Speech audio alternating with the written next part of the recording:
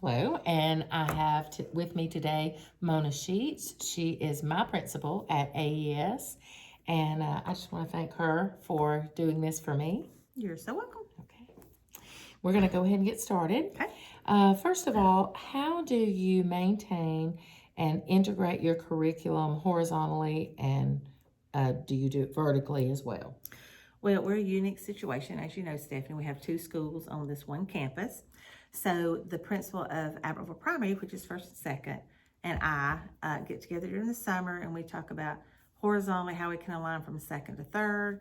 And then we also go to Evans, which is fourth to fifth.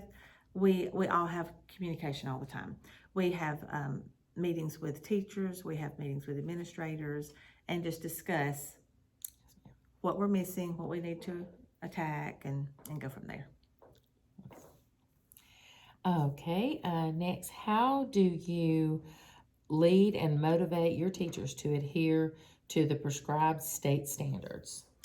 We, all the teachers, like I say, our situation, we're in communities. We have community meetings, which consist of third and fourth grade teachers.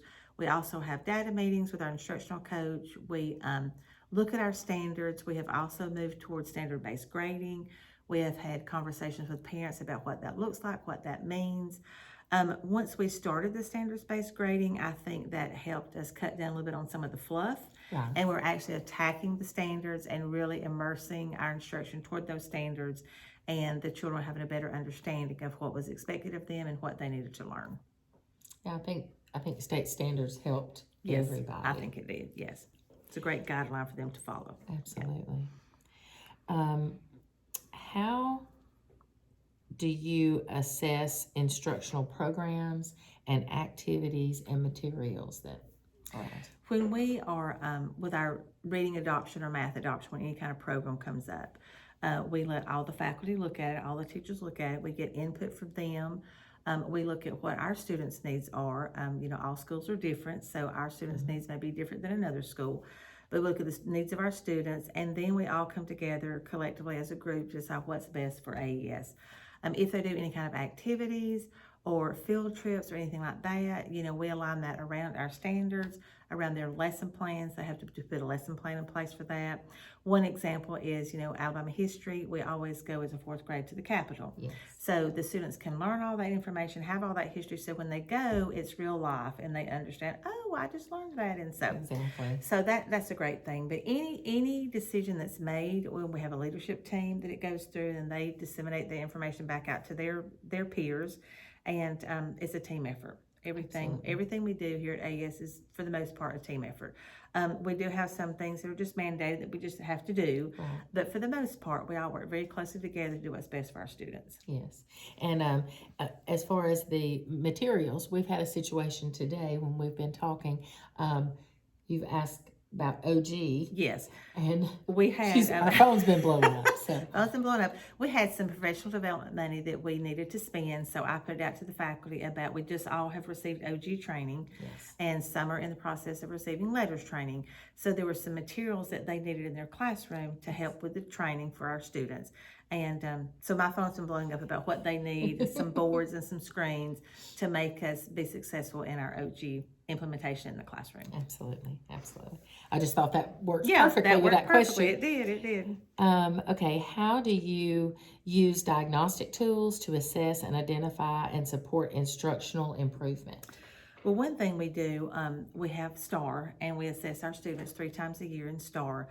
All of our students, if they reach benchmark or above, then we only assess them at those 3 times. If they do not, then they are assessed monthly. And most of those children are in our PST team, problem solving team, Yes. or they're at least on our radar about what we need to do and the strategies we need to do with those. So they are assessed more frequently because we know they have struggles and we want to address those struggles. We also do a benchmark assessment to help with our guided reading to find out what level they're on in 3rd and 4th grade. We do that at the beginning with all of our students. Then there again, based on their needs, they may be assessed more frequently than others. Some may be assessed more frequently than others. And there's a new one also with OG training. There's a new assessment, I think, that has to be Yes, used as well. you're right. And we're going to, because like I said, we've just all been trained. So with this crazy year that we have, we're just going to kind of see how we need to assess that and learn this year and then full implementation next year. Absolutely. Okay. Thank you. You're welcome. We just hope we have enough kids here to assess. I'm praying for that. Praying for traditional. Yes. Yes. How has the infusion of technology into classrooms had an impact on the curriculum? Well, Miss Williams is actually our keyboarding teacher, so all 935 students see Miss Williams throughout the week. And then that plays a huge part because she can share with teachers if they're working on a particular writing prompt. She can help them through the technology and keyboarding to learn all the mechanics of writing, helping with grammar and capitalization and punctuation through the technology. Of course, all of our children in this age, that's what they do, technology. That's right. So it is a huge piece of our curriculum. And also through all this closure, we have found that how it's going to be an even more impactful.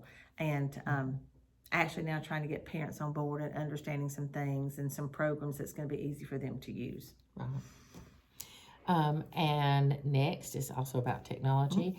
Has technology and the transition to online and virtual learning been a catalyst for curriculum changes? I think it has. We have found at AES when the closure happened in March, we felt like we were all on the same page. Pretty much we're on the same page. But with our different communities, we did find that everybody was not exactly on the same page. So if a child, for example, was in the end zone, they may not be at the same place where a child that was in Leadership Academy. So moving forth with our curriculum, you're going to be a student at AES, third grade student at AES. We're all going to be on the same page, and it's not going to be as far off as it was before. But I think this has helped us understand the importance for not only children to understand, but parents as well. Right. Because if a parent had a child in 3 different schools, well, this school may do it this way, and this school may do it, and everybody. So as a system, we're trying to all get the same. Like we're all going to use Schoology, I think, which the state's using, which will help with parent communication, will help with assignments, and it'll be easier for parents to just have, if they choose the virtual piece, then they can follow the same guidelines for each child, no matter what school they're in. Right. And we are able to go one-to-one. Yes, this we year, do. which Yes, is huge. we have one-to-one, which is exciting for us. In fact, next week we will be getting all the Chromebooks out for our tech guys to come in and check and make sure they're all okay and nothing broken and they're all ready to go. So when school starts, all of our technology will be up and running. That's wonderful. Yep. We're very excited about all of that. Yes, we are very excited about that.